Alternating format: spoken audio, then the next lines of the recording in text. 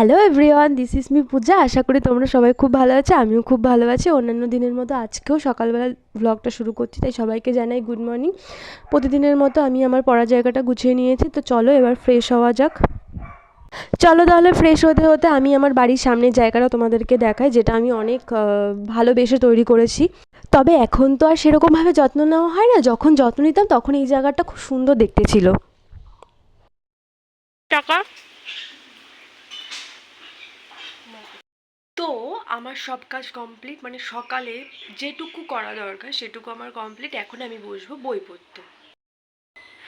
আর একটা কথা, তোমরা কেউ ভেবো না যে আমি পড়াশোনাটাকে নিয়ে ফাজলামো মারি। মানে আমি অনেক সময় এমন কিছু বলে ফেলি না, সেটাতে মনে হয় যে আমি ব্যাপারটা নিয়ে সিরিয়াস নই, কিন্তু ব্যাপারটা এমনটা নয়।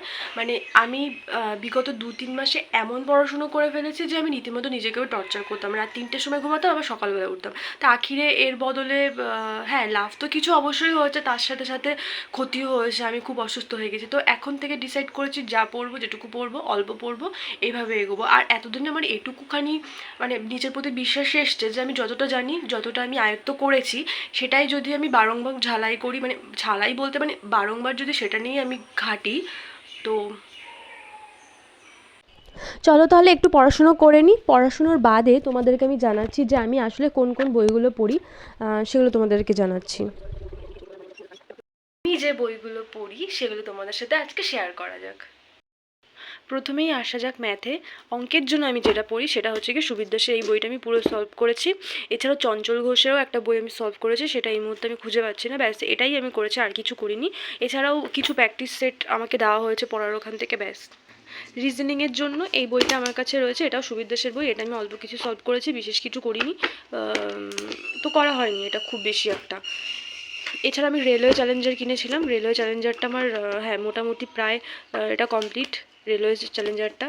এছাড়া আমি সংবিধানের জন্য আলাদা করে এই বইটা আমি কিনেছিলাম, ছায়া প্রকাশনীর। এই বইটা খুবই ভালো, অনেক অনেক অনেক ডিটেলসে দেওয়া। এতটা details I think West Bengal পুলিশের জন্য দরকার হয় না, কিন্তু তবুও আমি কিনেছিলাম এবং কিছুটা পড়েছি, হ্যাঁ কিছুটাই পড়েছি। জিকের জন্য মানে জীবনে প্রথম যে বইটা আমি জিকের জন্য কিনেছিলাম সেটা হচ্ছে গিয়ে এই বইটা। এই দেবদত্তের এই ইয়ার বুকটা আমি কিনেছিলাম, এটা থেকেও মোটামুটি আমি পড়েছি। প্রথমে এই বইটা থেকে আমি পড়া শুরু করেছিলাম। এছাড়া জিওগ্রাফির জন্য আমি এই বইটা পড়েছি। এটাও ছায়া প্রকাশনীর একটা বই, খুবই ভালো বই এই বইটা থেকে। হ্যাঁ এই বইটাও আমার কমপ্লিট বলতে পারো। মানে পশ্চিমবঙ্গের ভূগোল বাদ দিয়ে ইন্ডিয়ান ভূগোল যেটা রয়েছে সেটা আমার কমপ্লিট রয়েছে এই বইটা থেকে।